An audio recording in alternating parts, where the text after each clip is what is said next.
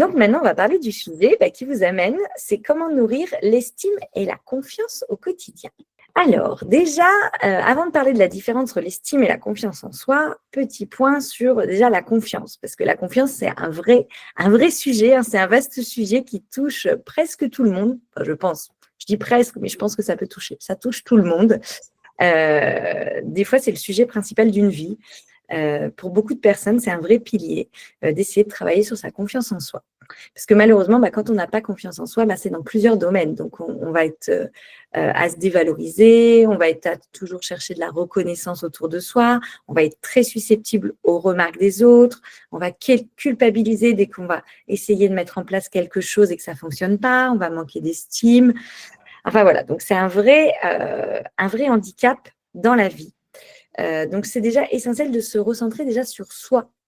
Est-ce que j'ai confiance en moi? Et où j'en suis de ma confiance en moi? Et si ce n'est pas le cas, en fait, ça va être assez important d'aller faire un petit travail personnel, surtout quand on accompagne des enfants, parce que les enfants, vous le savez, ils apprennent par modélisation. Donc, ils vont être très sensibles aux expressions, aux mimiques et à nos paroles. Donc, s'ils sont avec des adultes, donc aussi bien parents que professionnels, mais des adultes qui vont pas avoir confiance, pas avoir d'estime d'eux-mêmes, et bien en fait, ça va être des adultes qui vont douter et qui vont parfois se dénigrer et de dire « Oh, je suis nulle, oh, j'aurais dû faire ça, oh mince !» Ou même s'ils ne disent pas ces phrases, le visage, les mimiques, va être perçu par les enfants. Vous savez, les enfants, ils captent tout dans le non-verbal, dans l'intention, dans l'émotion. Donc, souvent, quand on doute de soi, on va aussi douter de ses compétences, de ses capacités à bien s'occuper des enfants, et on va douter des enfants en eux-mêmes. Donc, c'est essentiel, même si on ne doute pas forcément des enfants, de savoir que de travailler sur sa propre confiance, ça va avoir un impact sur ses capacités et sur la capacité d'accompagner les enfants. Donc, on va voir déjà la différence maintenant entre l'estime et la confiance en soi. Comme ça, vous saurez un petit peu plus sur quoi vous avez plus besoin de travailler. Si c'est votre estime ou si c'est votre confiance. Enfin, si c'est l'estime, on a aussi besoin de travailler sur la confiance. Donc, l'estime de soi. Je vous ai mis la phrase « je m'aime tel que je suis ». L'estime de soi, c'est la valeur qu'on va s'attribuer. C'est la petite phrase qu'on pourrait se dire, c'est « je mérite d'être aimé ». Car je vaux quelque chose. Je sais ce que je vaux et je suis une belle personne. En fait, elle va toucher l'image globale qu'on a de soi. Donc ça, elle va se construire dès qu'on est petit bébé par la reconnaissance des adultes autour de nous. Est-ce que je suis accueillie dans mon corps? Est-ce que je suis pris en compte? Est-ce que je suis respectée dans mes choix, dans mes demandes? Est-ce que je suis valorisée? Donc, un enfant qui a une bonne estime de lui-même, c'est un enfant qui se sent aimé, même quand il va faire une erreur ou une petite bêtise. Il ne va pas douter du lien, il ne va pas douter de tout. Donc, c'est vraiment ça. Le socle de l'estime de soi, c'est « je m'aime tel que je suis et je suis confiant ». Et la confiance en soi, c'est la croyance en sa capacité à agir. Donc, je crois ce que je peux faire.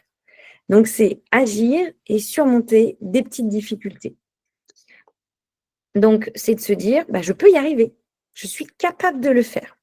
Donc, la confiance en soi, elle se nourrit par toutes les expériences, toutes les réussites, tous les essais qu'on va faire. Donc, quand on va laisser à l'enfant l'espace pour explorer, pour essayer seul, pour devenir autonome, pour résoudre tous ces petits défis, les petits conflits avec les autres, c'est comme ça qu'il va nourrir la confiance en lui. Donc, quand on voit un enfant qui ose grimper sur une structure de motricité, qui ose attraper des nouveaux jouets, les empiler, qui ose parler devant un groupe, parler à une personne inconnue, ça veut dire qu'il croit qu'il est capable. Donc, ça veut dire qu'il a confiance en lui. Donc, les deux se complètent. Un enfant qui a confiance et qui ose est un enfant qui a de l'estime de lui et qui persévère quand il échoue. Donc, pour résumer, l'estime de soi, c'est vraiment le socle, c'est la base. Et la confiance, c'est la mise en mouvement. Ça veut dire « je peux le faire ». Je vous ai pris une petite image d'un arbre avec les racines. Donc, les racines, c'est l'estime de soi. C'est « je suis digne d'être aimé, j'ai de la valeur ». Et les branches de l'arbre, c'est « je peux agir, je peux tenter, je peux apprendre ». Malheureusement, sans branches, l'arbre va se fragiliser parce qu'il ne va pas développer ses compétences. Et sans les racines, l'arbre, il va être invisible et il ne va pas s'exprimer. Donc, les deux sont essentiels pour arriver à bien s'intégrer dans une société et avancer. Donc, nous, les professionnels, on va commencer par nourrir chez l'enfant l'estime de soi. Enfin, les parents aussi, hein, mais comme je m'adresse plus à des professionnels, mais vous êtes maman, donc ça va vous parler aussi pour vos enfants. Donc, l'estime de soi, le sentiment d'être reconnu et d'être aimé. Puis, ça va mettre en place tout doucement la confiance en soi. Ça va se construire naturellement grâce à ce socle d'estime de soi, mais aussi par des propositions et par une posture, dans ce qu'on va voir aujourd'hui. Donc, on va reparler des piliers, des 4 piliers essentiels pour développer l'estime de soi. La première, ça va être un regard positif, inconditionnellement positif de l'adulte, pour que l'enfant il se sente reconnu, vu et accueilli tel qu'il est. Ça, vous pouvez commencer déjà quand le matin, vous arrivez, ou ça dépend si vous arrivez dans votre structure ou si vous accueillez les enfants, quand les enfants sont devant vous, c'est d'avoir une petite phrase pour eux. « Oh Tristan, je vois que tu as un petit pull dinosaure aujourd'hui. Oh Maëlie, tu as fait une petite couette jaune. Oh Christelle, je vois que tu as ton petit doudou contre toi. » On les nomme, on les voit, on les accueille. Le sentiment de compétence, donc ça je vous le dis pour le matin, mais c'est tout au long de la journée évidemment. Le sentiment de compétence, c'est que l'enfant, il va sentir qu'il a réussi, que quand il vit des expériences, quand il va faire des choses par lui-même, eh bien, il réussit ça. Donc, ça va être même des toutes petites choses, il a besoin de sentir, de vivre ce sentiment de fierté. Et du coup, le rôle là va être l'accompagnement dans le langage. Donc ça, on le verra juste après. Pour avoir une bonne estime de soi, l'enfant, il a besoin de sentir qu'il appartient. Là, je vous ai mis une petite carte de membre, mais nous aussi, hein, quand par exemple on était choisi les derniers à la gym, quand on faisait des équipes, on ne se sent pas appartenir. Et là, c'est très difficile pour l'estime de soi. Donc le sentiment d'appartenance, c'est vraiment de sentir qu'on a une place dans le groupe, qu'on est attendu, qu'on est important. Moi, j'ai plein de clients sur lesquels je travaille sur l'appartenance déjà dans leur propre famille quand ils étaient petits. Est-ce qu'ils avaient une place dans la fratrie? Est-ce qu'ils avaient une place particulière dans les yeux de leur papa, de leur maman? Ça a un vrai impact après sur l'adulte qu'on devient et sur comment on va nourrir ce sentiment d'appartenance chez son enfant. Et le socle, la base, la sécurité affective. La sécurité affective, c'est d'offrir des repères et une relation qui va être stable avec la personne qui s'occupe de l'enfant. Donc, on va appeler ça la figure d'attachement. La figure d'attachement principale, c'est les parents. Et les figures d'attachement secondaires, c'est les professionnels, les grands-parents, toutes les personnes qui vont s'occuper des enfants. Et la théorie de l'attachement, elle dit, donc c'est John Bowlby qui l'a présenté dans les années 50, que l'enfant est un être de besoin et qu'il a besoin, pour être en sécurité, d'avoir des personnes référentes et ressources qui vont venir l'accompagner quand il va sentir qu'il est en danger. Donc l'enfant, il va avoir des comportements d'attachement, des cris, des pleurs, il va s'agripper pour dire à l'adulte, occupe-toi de moi, sécurise-moi. Et du coup, si on est une personne qui offre cette stabilité, l'enfant va se sentir en sécurité affective. Donc ça, on est vraiment sur ces piliers-là. Quand on voit qu'un enfant, vers 1 an et demi, 2 ans, quand il commence un peu à se déplacer, à attraper ses petits objets, et bien qu'il range un jouet par lui-même. Alors même si il ne le range pas dans la bonne case, dans la bonne couleur, mais en fait, si l'enfant il le fait par lui-même et qu'on le remercie, ça va l'aider dans tous ces sens-là parce qu'il va se sentir compétent, il va se sentir utile, il va se sentir reconnu, il va se sentir appartenir.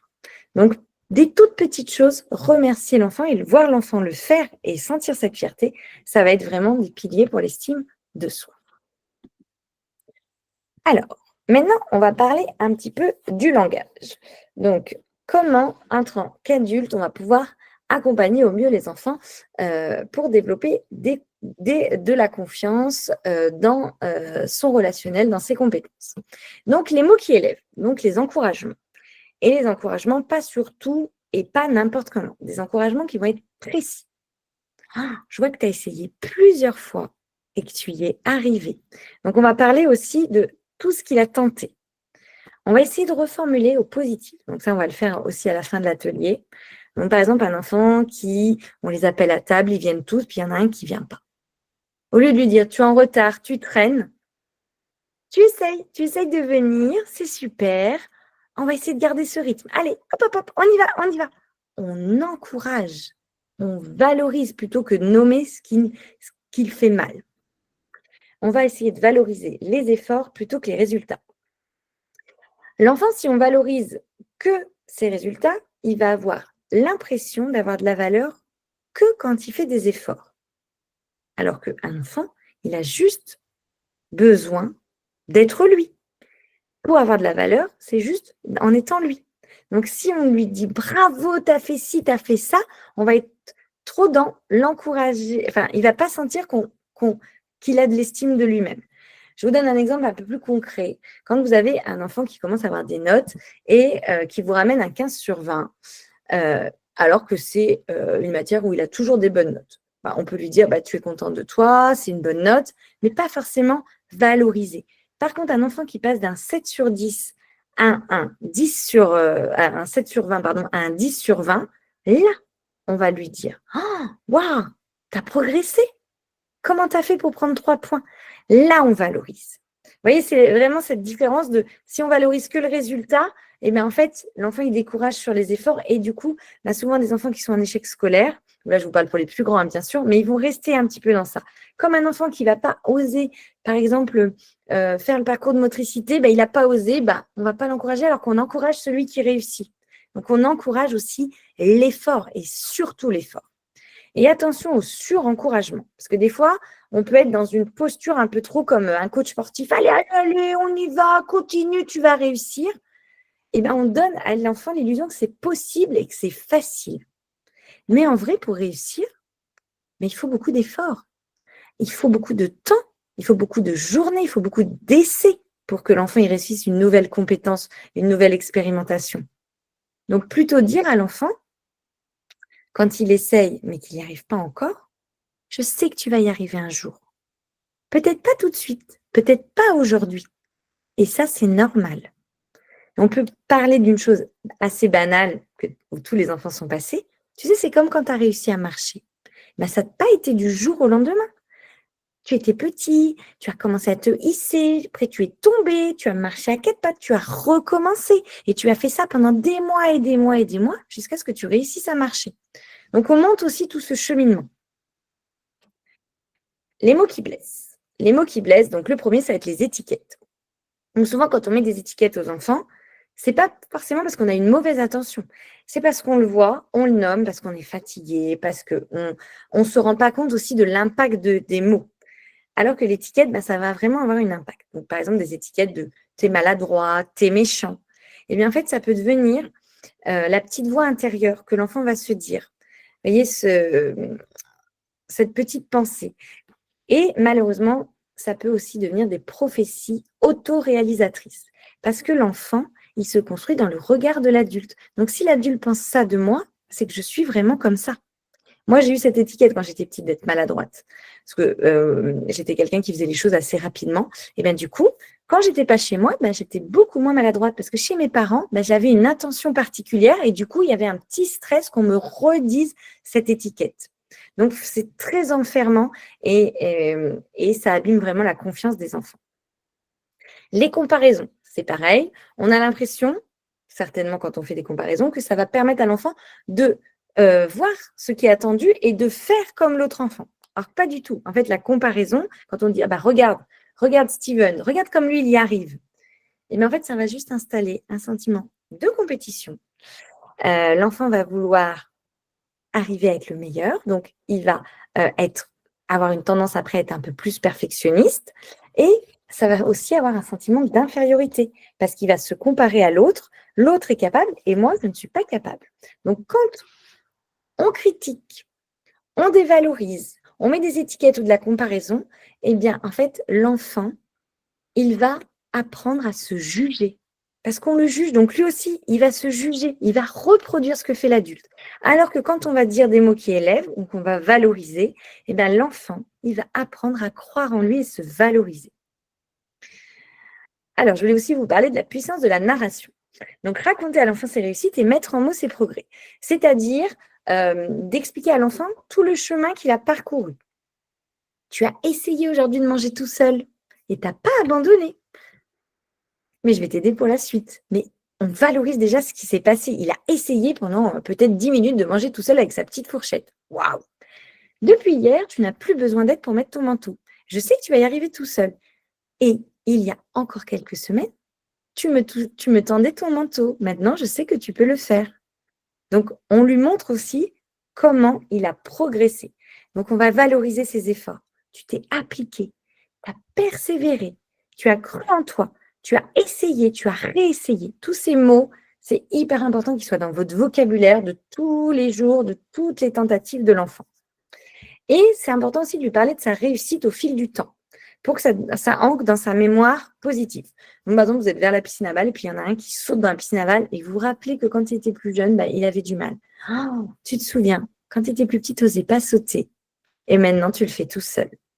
Donc, ça ne va pas être de lui en parler tout le temps, mais de temps en temps, pour lui montrer que, en fait, c'est par les efforts, par le fait que, voilà, il s'est positionné d'une autre manière, qu'il a grandi, qu'il a pu le faire. Du coup, maintenant, on va parler de l'autonomie et de la prise d'initiative, comment réagir et comment accompagner au mieux l'enfant pour qu'il développe ses compétences. Alors, la première chose, ça va être de lui donner des choix. Des choix qui vont être adaptés, pas forcément à l'âge, parce que les enfants n'ont pas les mêmes capacités, les mêmes ressources, même s'ils ont le même âge. On va s'adapter beaucoup à son comportement et du coup à ce qu'on voit de l'enfant. Donc, ce qu'on a observé, quelles sont ses capacités motrices, quelles sont ses capacités intellectuelles, quelles sont ses capacités langagières, qu'est-ce qu'il est en capacité de comprendre, quel est le contexte actuel pour lui. S'il vient d'avoir un petit frère ou une petite sœur, si papa et maman se séparent, s'il revient des vacances. Donc tout ça, ça va nous donner beaucoup d'informations sur comment je donne des choix à cet enfant en ce moment. Donc si par exemple vous avez un enfant qui est en capacité de, quand vous allez dehors, prendre son petit manteau et ses chaussures, mais tout en même temps avec ses petites mains, c'est pas possible, eh bien on va lui dire, tu veux d'abord prendre ton manteau ou tes chaussures? On ne le laisse pas tout prendre, parce qu'en fait s'il prend tout, il va faire tomber et du coup, eh bien, en fait, il ne va pas se sentir capable. Donc, on va vraiment, en fonction des enfants, on ne va pas leur demander les mêmes choses, mais des choix qui vont être dans leur capacité. Par exemple, un enfant qui est très, très accroché à son petit doudou, pour le repas, on va lui dire, donc là, on va manger. Est-ce que tu préfères poser doudou sur une petite chaise à côté de toi ou poser doudou dans la panière?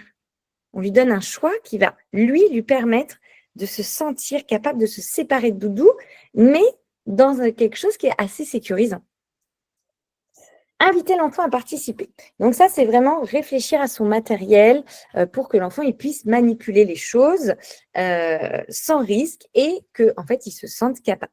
Donc ça peut être proposer à l'enfant de mettre la table, donc avec des petits gobelets, des petites assiettes en plastique, des petites fourchettes avec les bouts pas pointus, débarrasser son plateau, donc prévoir pas une petite poubelle mais un grand seau. Parce que sinon, l'enfant, s'il débarrasse et qu'il en met tout à côté, eh bien, en fait, ça ne va pas être simple pour lui. Choisir les histoires, donc aussi de proposer des histoires où les enfants vont pouvoir les manipuler. Ranger sa petite panière ou son petit sac d'habits, donc mettre des choses à hauteur d'enfant.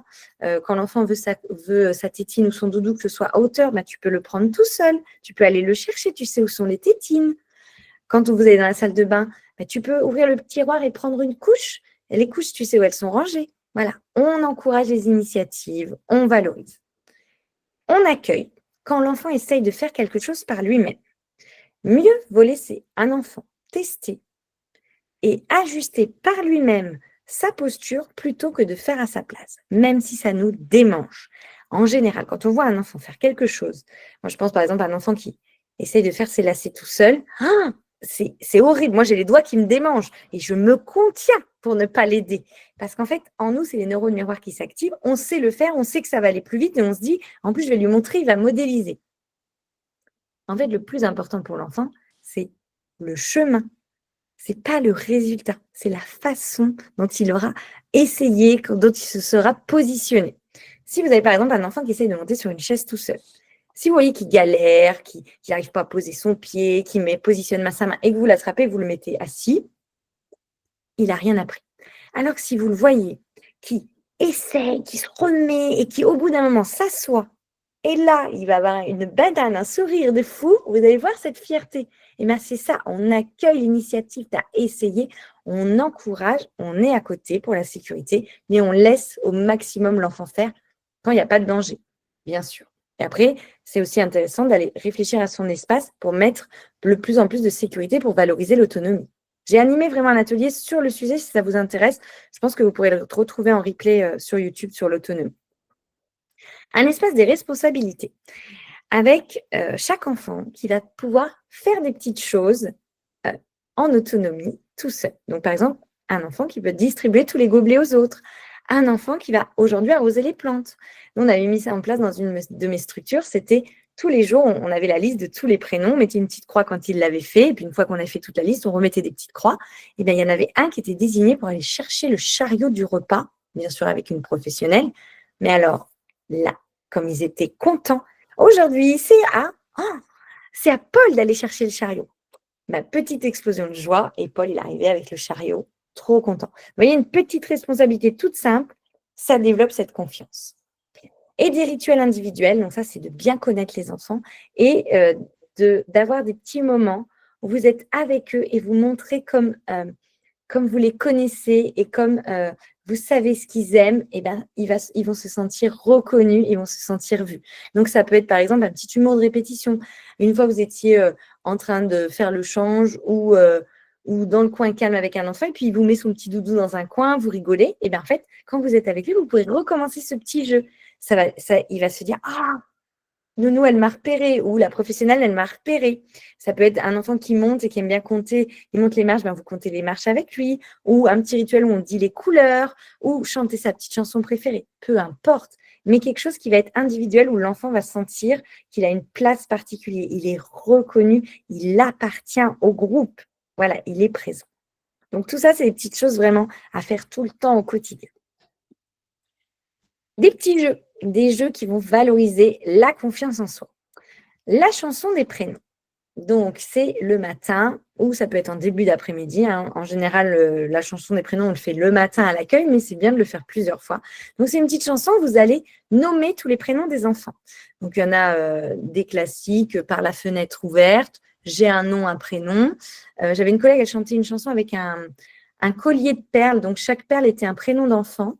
Moi, j'en ai une avec le langage des signes, c'est bonjour, bonjour. Alors, du coup, on rajoute le prénom de l'enfant. Donc, bonjour, bonjour Camille, comment ça va? Bonjour, bonjour Camille, comment ça va? Ça va bien, ça va pas, ça va comme ci, comme ça. Bonjour Camille, comment ça va? Et là, Camille, du coup, elle a l'opportunité de nous répondre avec un ça va bien, ça va pas ou comme ci, comme ça. Donc, pour les plus petits, c'est pas forcément évident hein, de dire ça va. Du coup, les gestes, ça les aide. Donc, on voit à la mimique, moi j'ai l'impression que ça va bien. Ou peut-être c'est comme ça, tu peux me dire oui de la tête. Voilà. Et donc, du coup, ce type de chanson, on va nommer chaque enfant. Et bien, ça leur permet de se sentir reconnus dans le groupe, attendus parce qu'ils savent qu'on va dire leur prénom et valorisés. Donc ça, c'est très important d'avoir ces petits rituels. Donc, n'hésitez pas dans le chat si vous avez des petites chansons autres que celles que je vous ai dit, de les partager parce que si vous n'en avez pas dans votre répertoire, ben, c'est des moments qui sont très importants pour les enfants. Le miroir des émotions. Donc ça va être vraiment tous les jeux autour des émotions où l'enfant, il va imiter les émotions qu'il va voir chez l'adulte. Donc c'est l'adulte qui peut faire des mimiques directement, hein, qui va imiter les émotions, qui va se replier sur lui, faire le dégoût, enfin voilà, toutes les émotions, ou qui va utiliser des cartes, un support, peu importe, des cartes, un petit jeu. Et l'adulte, il va refléter l'émotion. Donc il va montrer à l'enfant et il va refléter. Ah, je vois que tu es content, tu souris, ou ta petite bouche, elle est toute triste là, et tu pourrais limite avoir des petites larmes aux yeux. Après, on peut ouvrir aussi un dialogue. Qu'est-ce qui te rend triste, toi? Bah, c'est quand maman s'en va. Et toi, qu'est-ce qui te rend heureux? Ah, quand il y a du pain pour le goûter. Et du coup, ça permet que l'enfant, il se sente reconnu dans ses émotions. Donc ça valorise l'estime de soi. Fierté d'imiter l'autre, d'être imité, parce que je suis vue, je suis écoutée et je suis compris. Donc, tous les petits jeux avec les émotions, super intéressants sur l'estime et sur la confiance. Le sac à trésor. Donc ça, c'est des petits jeux où vous allez proposer du matériel, donc du matériel qui va toujours être sécure, hein, que vous allez bien choisir. Donc ça peut être du matériel de récupération, ça peut être du matériel naturel, des petits glands que vous avez ramassés dans la forêt, ça peut être des choses, des bouchons en liège, enfin tout ce que vous avez trouver, qui peut être sécurisant et qui va permettre à l'enfant de découvrir, d'explorer. Donc, tout ce qui va être sensoriel, c'est très intéressant avec différentes matières. Et vous pouvez proposer soit des sacs, soit des panières. Moi, j'aimais bien proposer dans des panières à linge où je mettais des fils. Donc, en fait, c'était un peu difficile d'aller chercher l'objet.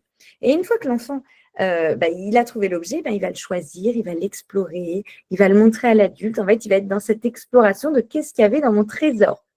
Et là, le rôle de l'adulte, ça va être de commenter. Ah, tu as réussi à récupérer la balle rouge. Mais je vois que tu l'as fait rouler dans tes mains. Parce qu'après, l'enfant va jouer avec. Du coup, ça va valoriser l'enfant dans sa confiance dans ses choix, dans son envie de découvrir, donc développer sa curiosité, et dans l'encouragement. Il va avoir envie de recommencer. Le jeu de tu oses. Donc, c'est que l'enfant, il va oser faire des choses par lui-même.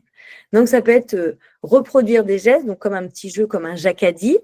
Jacadie a dit de taper des mains et du coup, tous les enfants vont taper des mains. Jacadie a dit de souffler. Donc, l'enfant, il va imiter, il va souffler. Jacadie a dit de ramper. Donc, on va faire plein de mouvements et on va faciliter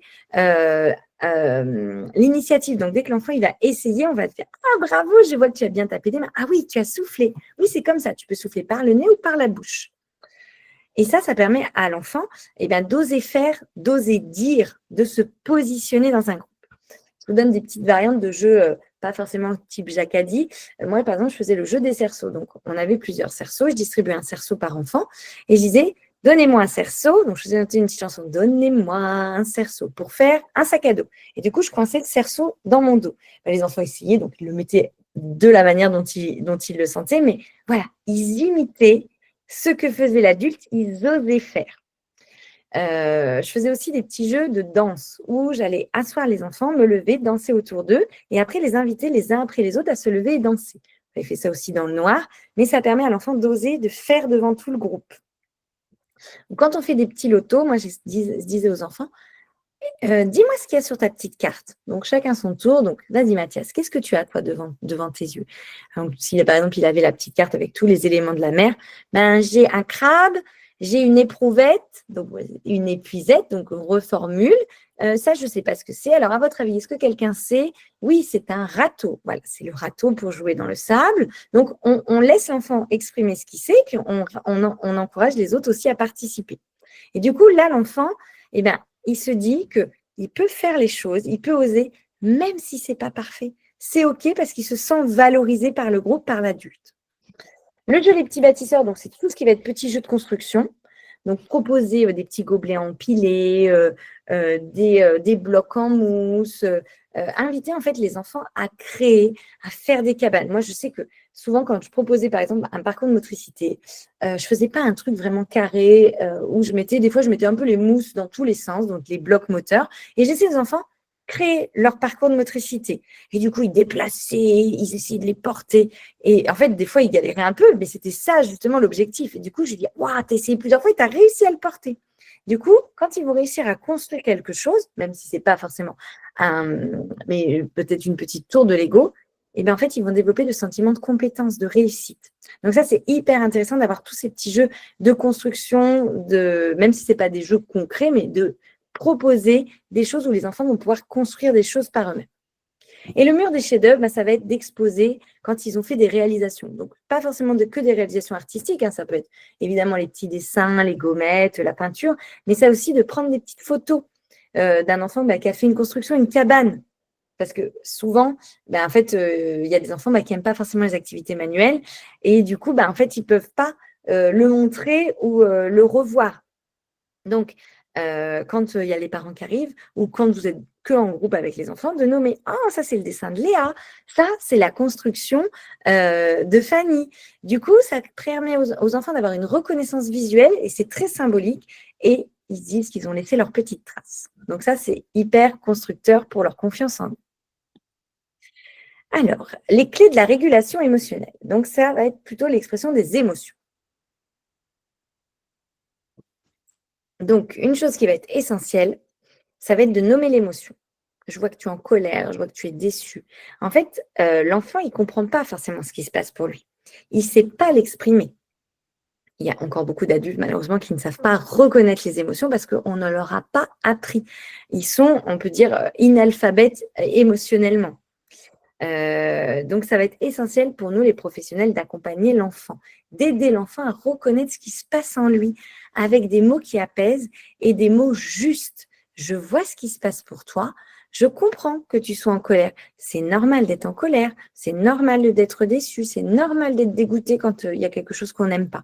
On banalise et on nomme. On offre un cadre de sécurité. Donc, ça va être par notre présence d'adulte, d'être autour de l'enfant, d'être là, présent, disponible pour accompagner l'enfant dans l'expression de ses émotions. Ça va développer sa confiance en lui. Parce que si il est tout seul et submergé par ses émotions et qu'on passe dans une étiquette, ah ben, de toute façon, lui, il ne sait pas gérer la frustration, ben, en fait, ça ne va pas aider l'enfant. Bien sûr qu'un enfant, il ne sait pas gérer la frustration. C'est normal. Même nous, des fois, adultes, on n'arrive pas à gérer la frustration. Donc, il faut être là, un adulte présent, disponible, puissant, protecteur. Et on offre un cadre sécure. Donc, ça va passer par plusieurs choses. Par le ton de la voix, par la posture et par le respect. Donc, déjà, la posture. On s'accroupit auprès de l'enfant. On se baisse pour sécuriser l'enfant. On ne reste pas à sa hauteur d'adulte. On se met à sa hauteur. On a une voix qui est douce et posée. On ne va pas élever le ton, on va rester calme. Alors si bien sûr l'enfant pleure fort pour se faire entendre, je suis là, je suis là. Là, on peut élever le ton, mais d'une manière juste un peu d'octave pour que en fait, l'enfant nous écoute et nous voit. Donc déjà, on va chercher aussi le contact visuel et un regard qui va être présent et doux. Et on va aussi sécuriser par des mots routiniers et on va rappeler le cadre. Et oui, je sais que toi, tu voudrais tous les jeux pour toi. Mais tu sais, chez nous, on partage les jeux. À la crèche, c'est chacun son tour. Et oui, je sais que c'est difficile. C'est toujours comme ça. On rappelle le cadre où on pourra jouer, se lever après le goûter. Donc ça va être très sécurisant pour les enfants d'expliquer pourquoi à ce moment-là, c'est pas possible. Et on va apprendre aussi des petits outils de retour au calme. Ça, c'est essentiel d'en avoir un peu dans sa manche parce qu'en fait, les émotions, elles sont dans le corps. Donc, l'enfant, il va se sentir submergé dans son petit corps. Donc, il va ne pas réussir à redescendre et à retrouver son calme par lui-même. L'enfant, il a besoin d'un endroit refuge, donc un petit coin cocooning avec des tapis, des coussins, son petit doudou, sa petite tétine, un petit coin où il va pouvoir se recentrer avec une histoire, un petit objet sensoriel, un objet de transition. Ça va couper, et ça va couper, ça va accompagner l'enfant dans sa redescente émotionnelle. Et du coup, il a besoin que l'adulte soit là. Ça, c'est ce sujet. Vous avez des difficultés, n'hésitez pas aussi. J'ai animé un atelier il y a quelques temps sur comment offrir un espace refuge, un coin calme. Et du coup, on va parler de tout ce qui se passe dans le cerveau, de comment se positionner en tant qu'adulte. Donc là, je ne vais pas aller plus en détail sur le sujet là maintenant, mais c'est essentiel de se former si vous sentez que voilà, vous êtes un peu en difficulté dans ces moments pour aider l'enfant à revenir au calme. Et soutenir sans minimiser. Parfois, on a tendance, alors c'est toujours comme les étiquettes, hein, pas forcément parce qu'on veut mal faire, c'est justement parce qu'on veut bien faire, mais on va avoir tendance à minimiser en disant « t'exagères, ça c'est rien, c'est pas grave », avec un petit ton un peu « c'est rien, c'est rien ». Et bien en fait, ça n'aide pas du tout l'enfant. Au contraire, ça va couper l'émotion et il va ne plus être dans son ressenti. Un enfant, quand il se fait mal ou qu'il est en difficulté, quand il pleure, en fait, il va se tourner vers l'adulte pour vérifier que lui, ce qu'il ressent, c'est bien la réalité. Et s'il y a un adulte en face qui dit « c'est pas grave, relève-toi, c'est rien », mais en fait, l'enfant, peut-être que pour lui, c'était pas rien. Et pour lui, il se passait, enfin, c'était sûr qu'il se passait quelque chose parce que s'il se retourne en pleurant, c'est qu'il se passait quelque chose. Et ça peut être deux choses. Ça peut être « j'ai eu peur » ou « j'ai eu mal ». Et si on lui dit « c'est rien », eh bien, ça n'aide pas l'enfant à mettre des mots sur ce qui se passe. Un enfant qui n'a pas eu mal, mais qui a juste eu peur, il se relève, et si l'adulte lui dit « qu'est-ce qui s'est passé? Viens m'expliquer. T'as eu peur? T'as eu mal ?» Et bien là, l'enfant, il va checker son corps et il va voir s'il a mal ou s'il a peur. Et en grandissant, ça va être un enfant qui va être capable de dire « ah bah, ça va, là, j'ai pas mal, je me suis juste fait un petit peu peur. » Et en fait, c'est ça, apprendre à l'enfant, du coup, à réguler son émotion. Alors que si on lui dit c'est rien, on minimise, eh bien, en fait, l'enfant se coupe de son ressenti, de ses émotions. Et ça fait des adultes, eh bien, quand ils ont des difficultés, ils se referment sur eux. Et du coup, ils peuvent partir dans des vraies difficultés, des addictions, des dépressions. Enfin, là, je vous fais un scénario catastrophe, mais malheureusement, la non-reconnaissance des émotions a des vraies répercussions sur la vie des adultes. Donc, quand on veut soutenir, mais pas sans minimiser, juste soutenir, on va dire des phrases comme « c'est difficile pour toi ». Je vois que là, tu as besoin d'aide. Tu peux venir vers moi. Je suis là. Je suis là pour toi. Je suis là pour t'accompagner. Juste ces toutes petites phrases, on soutient et on ne va pas envenimer le pleur. Souvent, c'est des parents ou des pros qui vont dire « oui, mais ça va l'encourager à pleurer ». Pas du tout. Parce qu'en fait, on ne va pas lui dire « mais continue de pleurer ». On va juste dire « je suis là. Qu'est-ce qui s'est passé pour toi ?» et on met des mots. Et maintenant, on va voir un petit peu des situations plus pratico-pratiques. Un enfant qui renverse son verre d'eau. Donc, le scénario catastrophe, jugeant à éviter, tu es maladroit, tu es maladroit, fais attention. L'enfant, il se sent incompétent. C'est pas avec ce genre de phrase que la prochaine fois, il va faire attention. Au contraire, il va avoir peur du jugement de l'adulte et du regard de l'adulte. Le scénario qu'on peut dire à la place, c'est « oh, l'eau est renversée, ça arrive. Qu'est-ce qu'on peut faire ?» Donc là, on peut dire « on va nettoyer ensemble », on peut dire à l'enfant « qu'est-ce qu'on peut faire ?» Du coup, ça invite l'enfant à réfléchir et à faire réparation. Donc, on peut lui proposer un petit chiffon pour l'impliquer dans la réparation. Et après, il apprend qu'il peut corriger ses erreurs. Donc, il va apprendre de ses erreurs. Donc, après, ça peut devenir un jeu. Et c'est OK de faire un petit jeu où on va nettoyer l'eau. Si vous voyez que l'enfant, il renverse après à chaque fois, de dire, là, je ne vais pas te donner le chiffon à chaque fois parce que ça devient le jeu, mais du coup, tu peux poser ton petit verre. On redonne les règles. Donc, quand tu as pris ton petit verre, tu le prends bien avec tes deux mains. On réexplique à l'enfant comment tenir son verre. Un enfant qui gribouille sur la table avec le feutre. Tu es désobéissant, tu ne fais jamais attention. Donc ça, c'est à ne pas dire parce que l'enfant, il se sent critiqué. Alors que peut-être que d'habitude, il fait attention, mais cette fois-ci, oui, il n'a pas fait attention, il s'est laissé déborder par son imagination. Et du coup, on rappelle le cadre. Le feutre, il est fait pour la feuille. Regarde, on va dessiner ici. Et là, on montre. Le mur, c'est interdit. C'est là le dessin. On repositionne le cadre. Si tu veux, je peux te donner une grande feuille pour tester. Tu as besoin de plus d'espace? On peut scotcher la grande feuille sur le sol. Et on dessine bien sur la feuille. Donc, on transforme la bêtise en opportunité. Je vois que là, toi, tu es très créatif et que tu as envie de tester, d'essayer de dessiner sur plus de surface. Et c'est OK. C'est ça qui est autorisé. Un enfant, il refuse de mettre ses chaussures. Tu es capricieux. Mets tes chaussures tout de suite. L'enfant, il va se mettre en opposition. Bon, là, je vous en ai mis un qui rigole parce que je n'ai pas trouvé d'enfant qui… Mais voilà, un enfant peut rigoler quand il est dans l'opposition. Mais souvent, il va froncer les sourcils et il va faire l'opposé de ce que veut l'adulte. Donc, l'adulte, ce qu'il peut faire, c'est « tu n'as pas envie de mettre tes chaussures ?» Ok, j'ai entendu. Est-ce qu'on peut commencer par d'abord le pied droit ou par le pied gauche? Qu'est-ce que tu proposes? Mais déjà, on nomme. Là, tu n'as pas envie tout de suite. Ok, j'entends. Donc, on peut s'occuper de l'autre enfant. Je vais m'occuper de Théophile avant toi. Et puis, je reviens. Et si tu veux, tu peux commencer par essayer soit le pied droit, soit le pied gauche. Est-ce que tu sais où il est ton pied droit? Donc, on l'invite à réfléchir. On propose une aide partielle ou un petit rituel de jeu. Qui va s'habiller en premier? Donc ça, c'est la petite technique que tout le monde a. On peut aussi faire un petit jeu de « mais où se mettent les chaussettes ?» Est-ce qu'elles se mettent sur les mains? Est-ce qu'elles se mettent sur la tête? Puis on peut rigoler avec les enfants. Dès qu'on fait un petit peu ludique, un petit peu rigolo, ou on est tous des petites fourmis et on va aller dehors. Eh bien, comment il faut qu'elles s'habillent, les petites fourmis, pour ne pas avoir mal à leurs pattes? Qu'est-ce qu'elles mettent sur leurs petites pattes? Est-ce qu'on met des gants? Est-ce qu'on met des torchons? Est-ce qu'on met des chaussettes? Voilà, on peut inventer un petit scénario un peu rigolo. Un enfant qui refuse de prêter sa voiture. Tu es égoïste, prête. L'enfant se sent jugé. L'enfant, il n'est pas égoïste. L'enfant est égocentrique par nature parce qu'il a besoin de développer sa confiance en lui. L'enfant, pour réussir à être dans des compétences relationnelles, c'est-à-dire partager, refuser, prêter, il a besoin déjà de savoir faire par lui-même.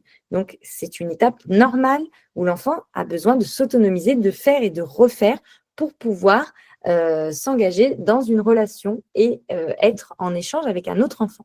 Donc, dire à un enfant, tu es égoïste, c'est lui prêter des attentions qu'il n'a pas. Comme un enfant, moi j'ai déjà entendu une collègue dire, il est raciste. Non, c'est juste qu'il n'a pas de personne de couleur noire dans son entourage et qu'il ne connaît pas. Mais ce n'est pas du racisme. Comme pareil pour l'égoïsme. Un enfant, on lui approprie des notions qu'il n'est pas en capacité d'avoir. Donc, tout ce qui va être étiquette, jugement, humiliation, on évite.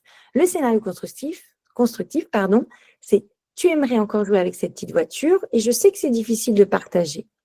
Quand tu auras fini, on pourra la donner à Paul. Ou alors, on peut proposer un petit timer. Je te laisse jouer encore 10 minutes et dans 10 minutes, quand ça sonne, on prêtera le jeu à Paul. Et si tu veux, toi, en attendant, je pourrais te faire un petit câlin où je te raconterai une histoire. Quand Paul aura fini de jouer, tu pourras la reprendre.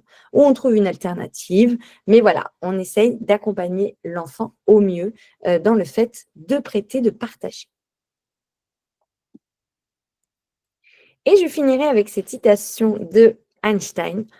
Tout le monde est un génie, mais si vous jugez un poisson sur sa capacité à grimper un arbre, il passera sa vie à croire qu'il est stupide. Je vous ai mis cette petite tête là, tellement à croquer ce petit bébé, mais oui, qu'est-ce que c'est que ça, quoi.